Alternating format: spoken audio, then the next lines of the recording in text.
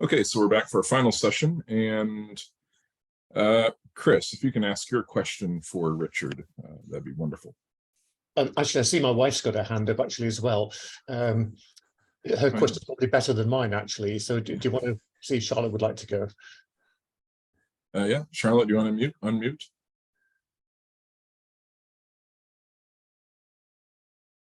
She's hearing that. Chris, why don't you go for it? Oh, okay, all right. Yeah, sorry, this has got a number of different strands to this question, so feel free to kind of edit it and not take the whole thing. But firstly, just a quick comment to say, Richard, I think what you shared with us was mind-boggling, amazing, very, very exciting, and just to see what can be done with the power of satellite data, especially satellite data over time. You can compare things, just mind-boggling. So yeah. It was hugely illuminating. So thank you for that, for all that you and your team are doing. So that, and I guess one of my questions is, well, there's kind of a couple of things rolled into one, really, I suppose. One is, mostly you talked about using the data to identify the issues or to respond to an initial finding, such as we're getting flooded a lot more, and then sort of say, well, what's behind all that? And actually you can then say, well, it's a combination of normal river erosion plus also increasing precipitation. So there's a kind of a analytical process there, either identifying or indeed explaining this initial sort of problem solving. Just on the technical side, I was going to ask whether you also use the data to do things like forecasting, say, well, given this is what will happen if you don't do anything. This is how it is likely to go, and therefore, and linking into that, I guess that raises the questions of prevention. Thinking, actually, this isn't a problem yet for this village, but it will be in 5 years' time, for example. And I guess then that also flows into then, do you get involved in helping with the sort of solutions options analysis, because you could either move the village or you could build a dam, for example. Do you help them using all that data to sort of decide between those two things? That's kind of one whole little technical side, if you like. And then I suppose flowing from that is perhaps more the kind of human environment that you have to operate in, because as well as there may well be a scientifically preferable solution, if you like, but of course you've got to somehow, that's got to be operated in a sort of political environment where there may be all sorts of vested interests, that says, oh, I've got my cousin owns the dam building company, whereas I don't have any family who do river rerouting or village movement. And I wondered if you'd experienced any of that and how difficult that can be to get from scientific analysis to actually a rational solution, or whether an awful lot of fuzz and defocusing and just wrong direction goes on because of all these other related things that provide a context to the whole issue. So that's a bit rambling, but maybe you can pick some of the bones out of that, Richard, and say what you like. Okay. Yeah, no, thanks. That's great. A number of questions rolled into one, I guess. Sorry about that. So, yeah, I mean, what I would say is that climate change is a convenient thing to blame for things that you'd like to sort out in your local village or whatever. And so, that's one of the reasons why the climate finance application process is as rigorous as it is. You need to go through some pretty serious justification before they'll hand over large sums of money. So there is that kind of review that goes on. I mean, obviously, there's always vested interests in all these things. I'm not terribly fussed about it because it's not my money as such. And also, if they build something and it helps, then that's great, isn't it? So if someone's got, slightly ulterior motives, well, as long as the thing they build is useful, and help save lives or protect properties or infrastructure or whatever, then just carry on. So one of the other questions was just about the kind of forecasting side. So this is a minefield that is very much in the sort of area of civil engineers largely, and modeling companies, right, who who take the source data that we've produced, in some cases the derived data we've produced, and then models those and compares what outcomes could arise as a result of varying parameters. So one of the graphs I didn't show you was about global sea level rise and how it's rising. The nice thing about that graph is that it goes all the way up to today, and then it's got 3 curves that come off that. Okay, and the curves that come off that are 3 curves saying, well, if we assume that we don't manage to keep our temperature down to, say, below 2.5, then we're going to have this situation with sea level.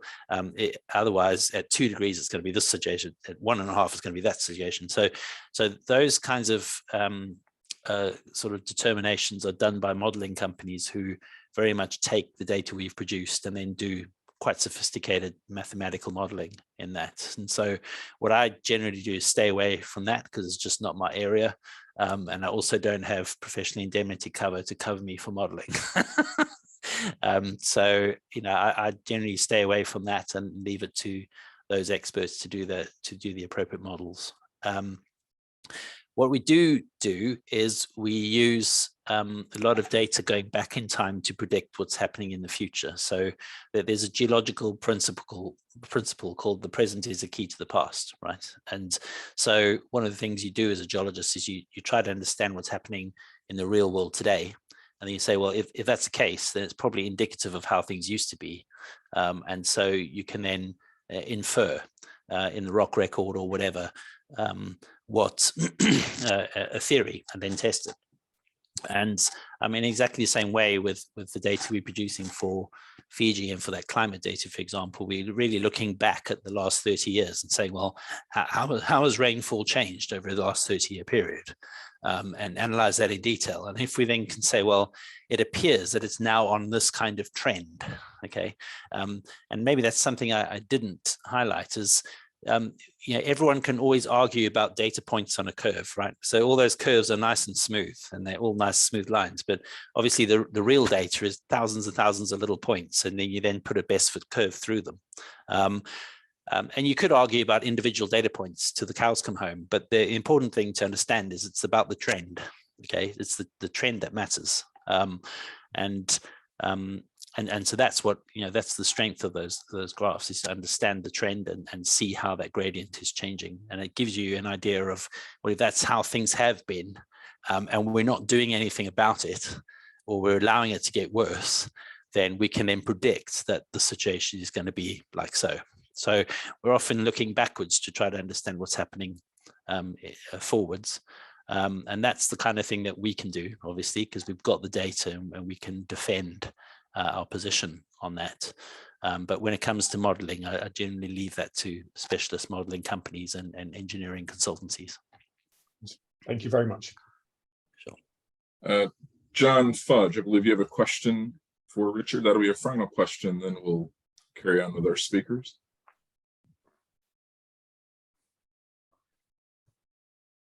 Yeah, trying to be as succinct as possible.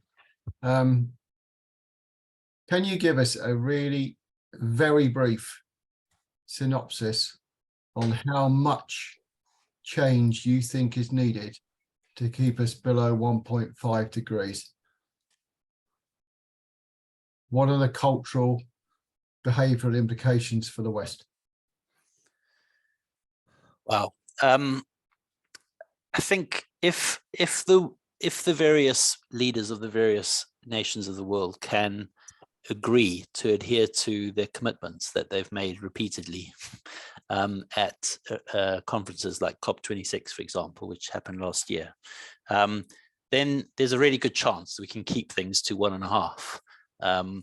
But evidence to date is showing that we're just nowhere near even making the decisions which would lead to changes which could then bring that temperature down. So and also that there is a thing of justice here, where the developing world, countries in Africa, for example, are saying, well, hang on a sec, from a development point of view, we're 20 something 30 years behind you. you've been able to just do whatever you like as the first world and, do whatever damage you like. You've just been able to do that. And now you're saying to us, well, we can't go through that same cycle. We're not allowed to because of climate change. They're saying, well, that's rich. So you were able to do it and we can't. And so I think there is really an onus on first world countries to think, well, how can we help developing nations to make the transitions that they need to make in all these different areas, but make them in such a way that they're sustainable, and that they are funded, and that they're environmentally sound. And a lot of these decisions simply just have to be made. It's often about will. So I am optimistic. I think it can happen, but it just needs people to see this as an emergency and not an opinion. This is an emergency. It's a climate emergency. And the more governments across the world that actually recognize that, the better. I don't know if that answers your question. Okay. The two things I just wanted to say quickly before I stopped. One was just to mention the University of the South Pacific. So they've been a kind of silent partner of ours on the Common Sensing project, and we've deployed the data cube here in Harwell in the UK, but that is going to be deployed over the next few months into Fiji. But regardless, the University of the South Pacific is currently using our data cube for all their students. So it's now included as part of their undergrad degree, so the environmental science degree. And they're using our cube literally like every day to answer questions and to complete assignments for their degrees. And that's just a huge outcome. If we can help students really understand how to get benefit out of satellite data and benefit out of mapping, and then when they leave with their degree, they then go into government, for example, we can then get the message out there that climate change is real and you can do some real concrete things about it. And this is one way you can mount the evidence, if you like, for policy change. So that's really an exciting development for us. And then the last thing I'd say is, obviously under the Boris Johnson government, the ODA, Overseas Development Fund, was slashed substantially. I think it was halved. And this project, Common Sensing project, was funded from that funding. And so what this really shows is that ODA funding doesn't get wasted. That those kinds of projects really do benefit people out in the developing nations. And the money does, in fact, flow back. So it isn't that you give the money and you never see it again. My company is a British company, and I've been paid to do this work, and so is some of the other partners. So the ODA funding it's truly a win-win type thing. So if you can lobby to get that funding reinstated, please do so. Do whatever you can to encourage that to go back to at least the levels it was, because it enables projects like this to happen. Great. Sorry, I just wanted to add those two things because I never managed to get them in. Yeah. Oh, thank you, Richard. Thank you for answering those questions. We had another question that came in, but we'll get that to you off the call this evening so that we can carry on. But Hazel, I'll turn it over to you for an intro. Yeah, so I was sitting here thinking how incredibly rich this all is and how diverse people's giftings are. It's actually, it's sobering, but also exceedingly exciting to see how God is using people in such varied ways. It's wonderful. And so now it's my privilege to introduce Rachel Monger to you, who those of us in Basingstoke have known a long time, but they're not living in our location now. They're living in the Bath area, and they relocated to Tanzania and were working with the people there in lots of different ways to really assist the people and put ability into their hands. and with some very, very down-to-earth things. And one of them, which I find absolutely fascinating, is that Rachel was really involved in teaching people locally about beekeeping, which I'm sure she'll mention. And we had the privilege of having her speaking to a group of us, social Christians and non-Christians. And we were comparing an English beekeeper with the Tanzanian beekeeper of Rachel, and it was a wonderful evening.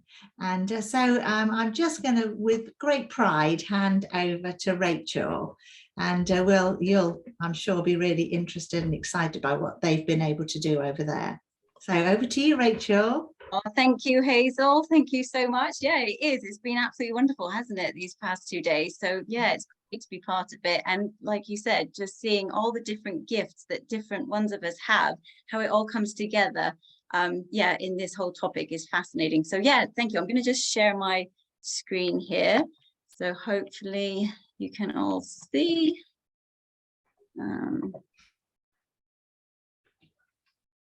Right, are we there? Good. Yeah. So yeah, no, as Hazel said, yeah, I'm married to Tim. Oh, I missed the picture there. I did have a picture of all of us, actually. Don't know what happened to that. Can I go back here? There we go. Yeah, there's married to Tim. We've got 2 girls, Mista and Louisa. And in 2010, we all moved out to Tanzania. So we were living in Iringa and then later on in Mwanza. We were working with an organization called Emmanuel International, and working with local churches in very rural areas to help them as a church develop a kind of integrated, holistic community development approach, doing different projects.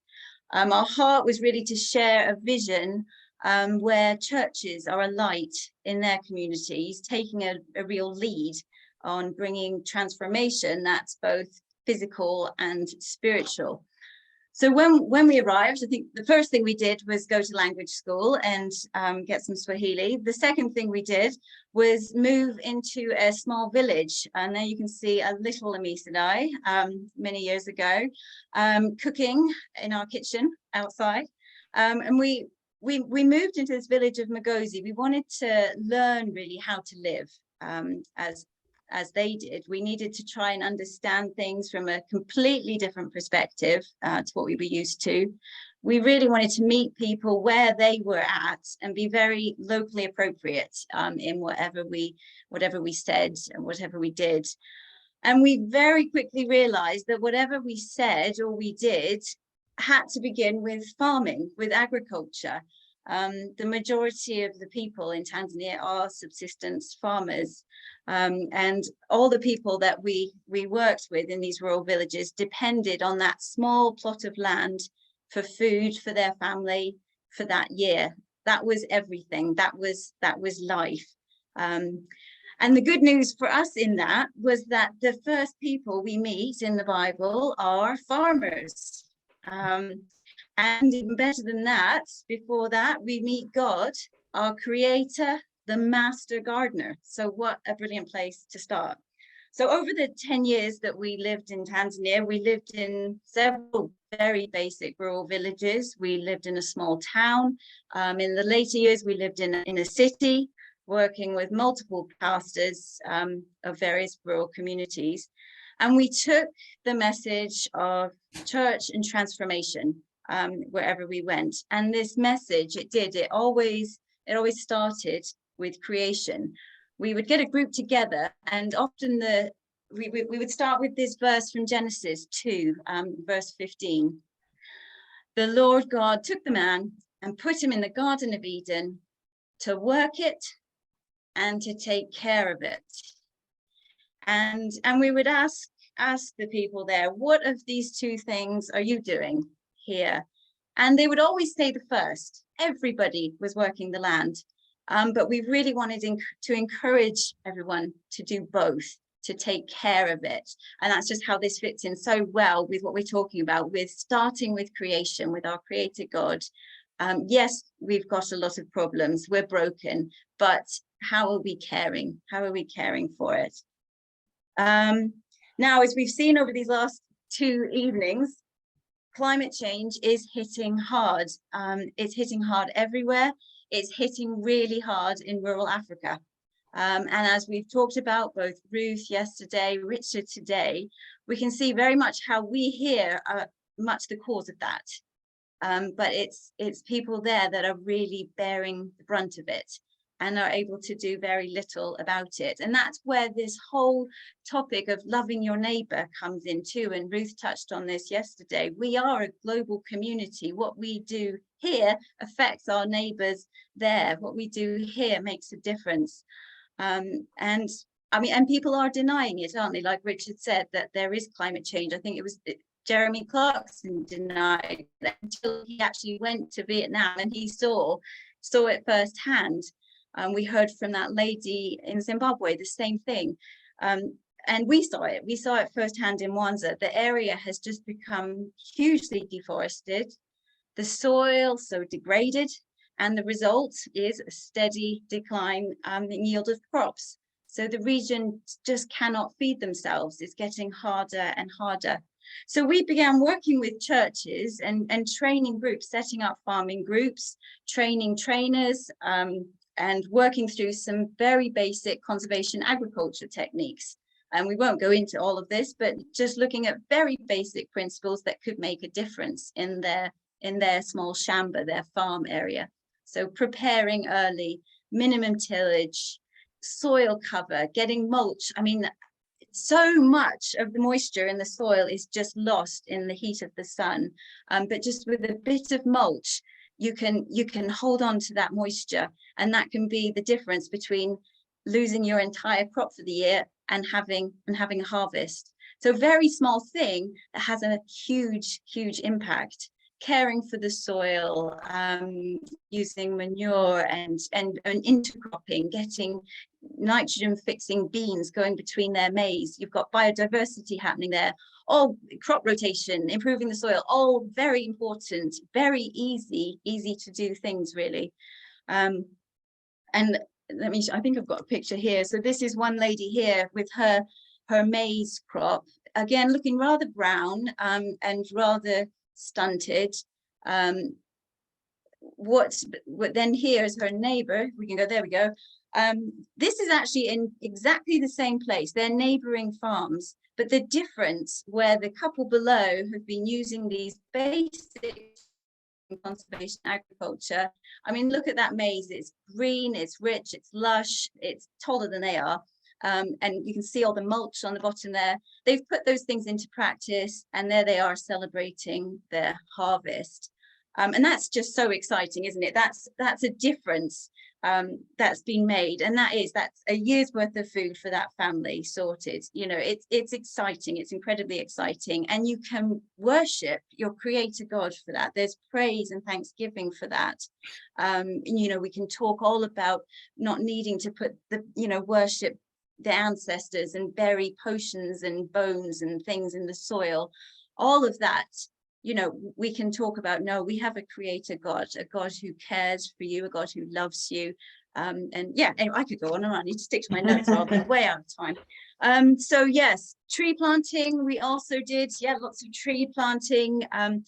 Again, working to improve local environments. So improving the soil, improving the diet. You've got fruit, improving your environment with shade, helping with fuel. And again, this is really interesting. It's come out twice already, but how the climate crisis is also a social crisis. And again, with this fuel, we see that in such a tangible way. We were doing the fuel efficient stoves, trying to reduce the amount of fuel that people were using to cook with. They're all cooking on 3-stone fires, using so much. And we think about this burning of fuel and you know, we need to plant trees, but what we don't necessarily think about is these girls that are going farther and farther to fetch the fuel to cook their dinner with. Not only is that taking more time, that they then can't get an education, they can't go to school, but also it's compromising their own safety. You know, they are going outside the safety of that village area into the bush farther and farther, and there's many cases of rape and the dangers they're exposed to when they're out of the safety in the village, and of course that knock-on effect with teenage pregnancies, and it's just creating a cycle. which again, we can just make small changes and see a huge positive impact. Now, I'm keep going here. We also, as Hazel said, started with beekeeping, and I got really excited about how we could incorporate beekeeping into what we were doing with trees and agriculture. It just made sense. And when we talk about climate change here, I think we hear it all the time. We hear the scientists talking about this. We hear it on the news. It's everywhere. And we understand a little bit more the need to make changes. But for these people here, they're not going to save a tree or protect a forest because there's some policy or some scientist says they should. No.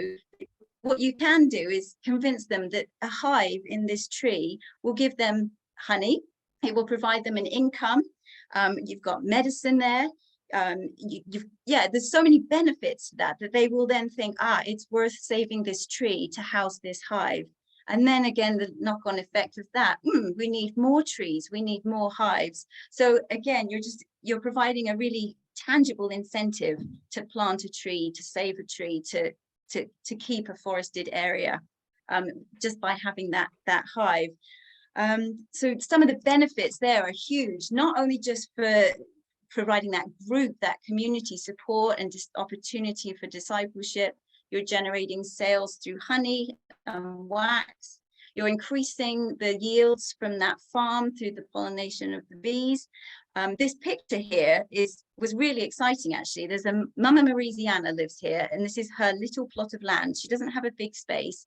This is her maize, and she's done very well with the conservation agriculture. She had one tree in her garden. She had this mango tree, and she put the beehive in the mango tree, and I'm not joking, like the whole village would come by this tree and amazed at the number of mangoes that were in this tree. They're all, we've never seen so many mangoes in this tree. And she would just very proudly say, I put a beehive in there.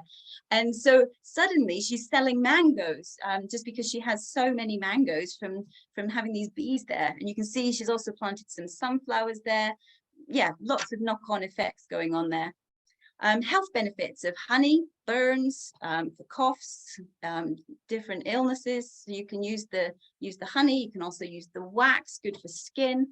I've already talked about protecting and planting trees, and I won't even go into the elephants because that's a whole nother exciting topic where you can save an elephant with a bee. Bees terrify elephants. So where you're near game parks and there's trouble with elephants coming in, trampling a farm, basically wiping out an entire year's worth of food in one night, just by hanging that hive, you can deter the elephants, save the crops. You've got more crops because you've pollinated them. You've got the honey, you've got the wax. So again, lots of knock-on effects. So here we are making some hives, teaching the local carpenters to make those, just using whatever really they can use. Wood, it could be out of mud or clay, whatever. Baiting them, so putting some wax on those top bars to encourage the bees to make that hive their home. And there we go, starting to see some action, seeing some honey. So I could talk for ages about beekeeping, so I'm going to go quite quickly, because once I start, I won't stop. But there we go, we've got the honey. And again, how incredible is that? Look at the different colors. Again, this is just there's so much you can learn from the bees about a God of great design, incredible design, and incredible goodness, and how many verses we read in the Bible about honey, a land flowing with milk and honey. God's word is sweet to us like honey. There's so much we can learn just through beekeeping and honey, which is exciting. That's Patendi there pressing some of that honey. And then the wax, again, using everything that God gives us.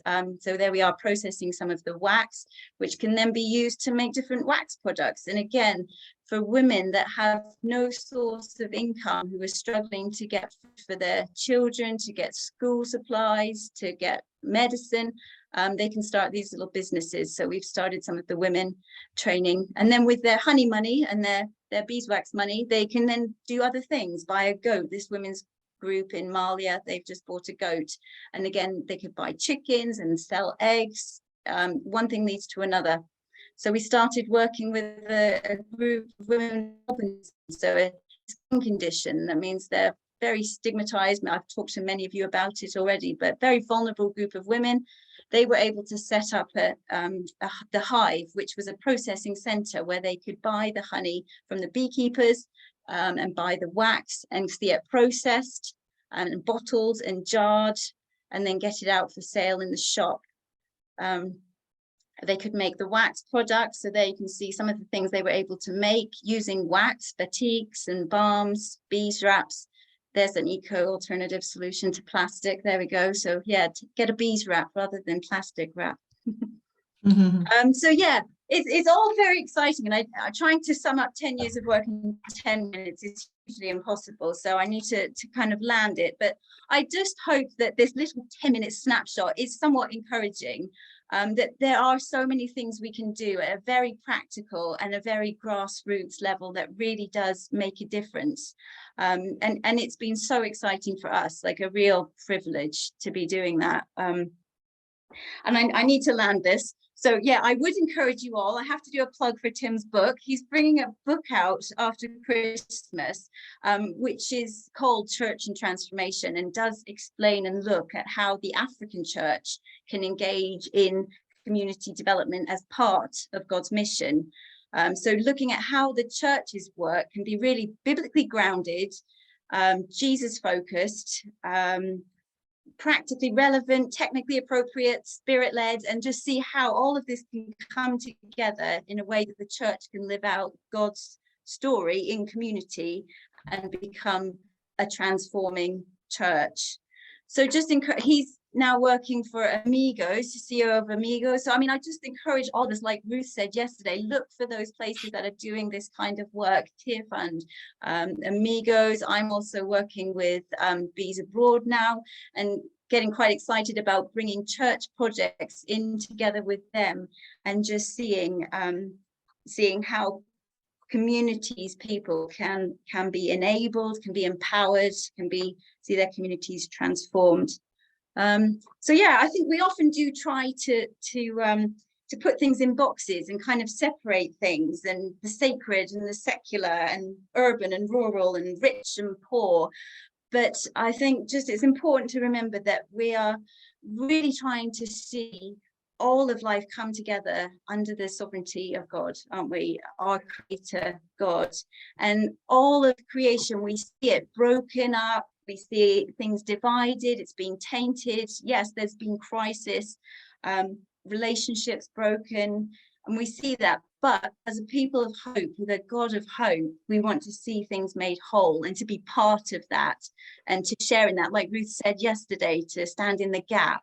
And we're all called to that. And then we can see relationships between us and God, relationships amongst each other, and with us and creation, we can see those put right. And I think that's just something that's really exciting to be part of.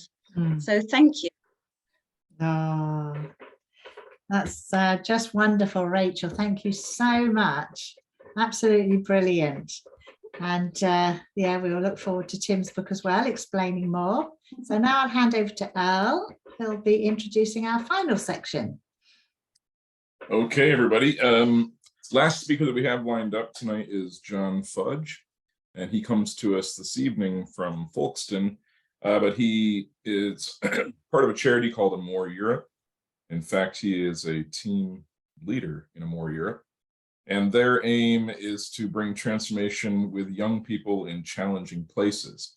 And we met with him online a few months ago when we were putting this together. And he just shared some of the ways that they've pivoted in order to really address climate change and to address creation care. So John, if you would take us into what you have for us here as we finish off our 2 evenings together. Thanks very much. And thank you to Rachel and to Richard. A really fascinating evening. I'm going to try and share my screen. See how we get on. Let me know if you can see it. Does that come out okay? Yes. I can't see it, so that's helpful. Yeah, so Amor Europe is the charity that I work for. We have a variety of things that we do.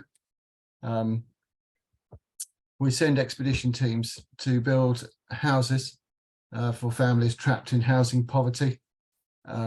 We distribute water filters and meet with families and teach them how to filter their own water, to look after their own water hygiene and sanitation, to eliminate waterborne disease from those families. And we train children's workers to enable the church to engage intelligently with the next generation, particularly in areas where there's no vision or skills for doing that. And there are some of the children's workers that we train. These are Burmese Karen in the war-torn areas of Burma. And it is in that part of our work that we began to think about this issue. I was taken for a walk on Salisbury Hill, that is Salisbury Hill, and Bath laid out below us by Edward, my friend, who really loves the countryside, loves children. And he was concerned about 4 or 5 years ago that he couldn't see the church, any of the churches that he knew, and certainly we as a team, teaching the next generation how to care for God's creation is something that really we should be doing as church. And that began a journey for us as an organization to fit into our children's worker training, a way of engaging with the next generation on the subject of creation care. And we came up with this was the question we were seeking to solve. How does the church explain to Greta's generation that Jesus is good news to all creation? And remember, this is a generation that's voting with its feet. It's not seeking validation from its predecessors. Rather, it's no platforming. Those it perceives despise it. And if we leave that generation with a scorched earth, we will have despised it, and it will no platform us, and is in fact rapidly going on to do so. So we had a look and look through the Bible and tried to get a creative way of bringing this subject to churches around the world. Our normal place of training is outside of Europe. In fact, it's within the 1040 window, 10 degrees north, 40 degrees north, where most of the nations with very serious problems exist. So this training is written for those areas and for Christians in those areas. But we ask people to look in their Bibles for a role description for mankind. We then invite participants to appraise the generation that's just retired, age 67, been working for 50 years since the age of 17. How have they done? What sort of creation care have they demonstrated in their working lives? And we come up with some of the things that Ruth was saying yesterday come up in her master's course about in that appraisal of how we've done, which leads us to looking at a race of the floor. And then we dive further into the Bible and look at how the law and the prophets supervise a fallen race as God's prophetic people begin to demonstrate something different, a different way of living. And we know that they failed dismally in being a prophetic people and making a prophetic statement to the rest of the world.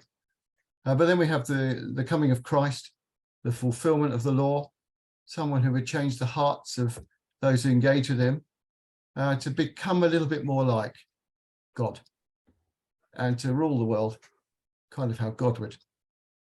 And then pointing towards future hope, enabling human beings to be able to overcome the sickness that our race has. And it is one of the sadnesses that I live with, that I see a generation highly critical of the legacy of my generation, the one above it, and maybe the one below it.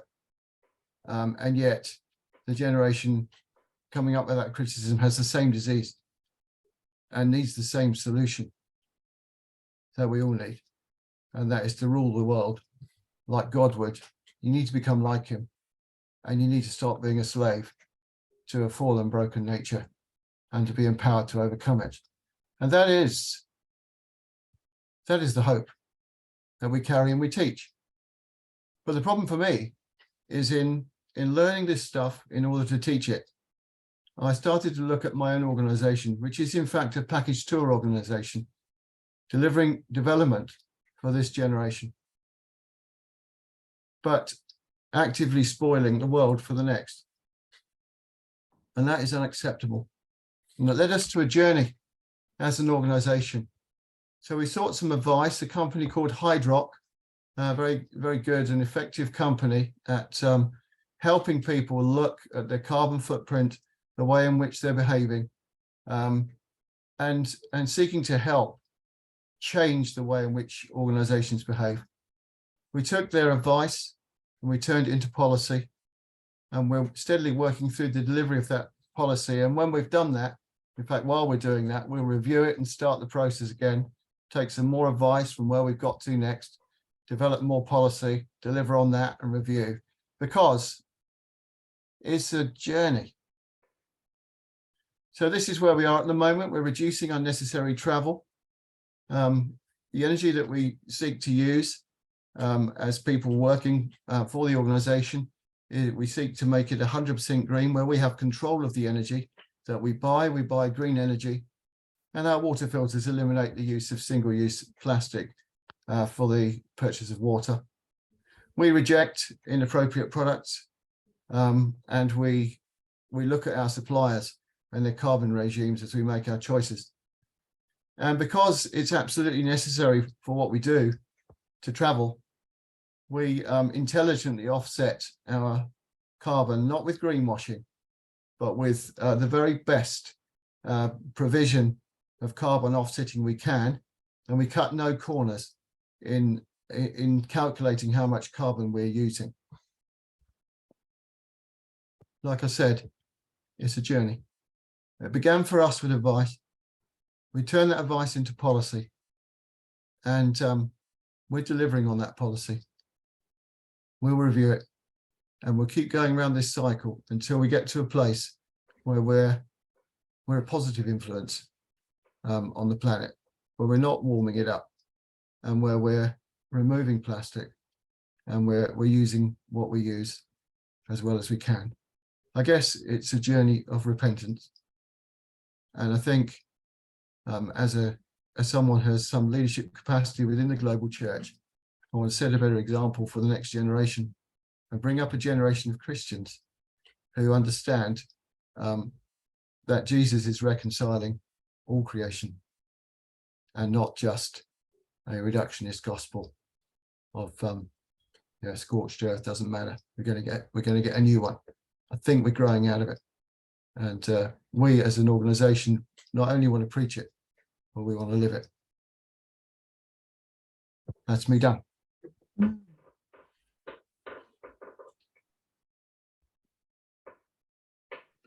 Wonderful. Thank you, John. I think that's an interesting way for us to finish our 2 evenings, is not just talk about it, but live it. We want to summarize. I'm a teacher, so I tend to summarize things. And think about what Rachel was talking about. You know, they weren't just talking about it in Tanzania, they were living it, and we saw those real life pictures. The different size of the maize is living that out. The bees and the connectedness of it all. The connectedness of how having the hives there not only brings money through the honey, brings money through the wax, stops the elephants, which then stops the crops, which gives them more mangoes, you know, on and on and on. Everything is so connected. And so I think that's where I believe that even the small changes that we can make in our homes here in England actually affect everywhere else too, don't they? And so that's why the information that Colin shared last night of what they're doing here locally in Basingstoke is so applicable to wherever you are.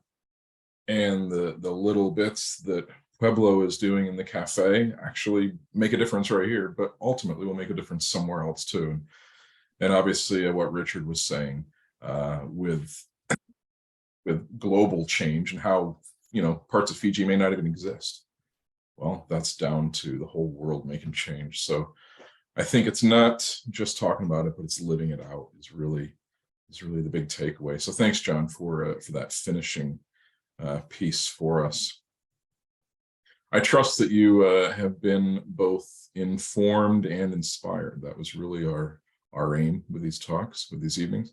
And remember that little picture I showed yesterday, if you're doing this, to maybe do this, or if you're doing this already, to do that.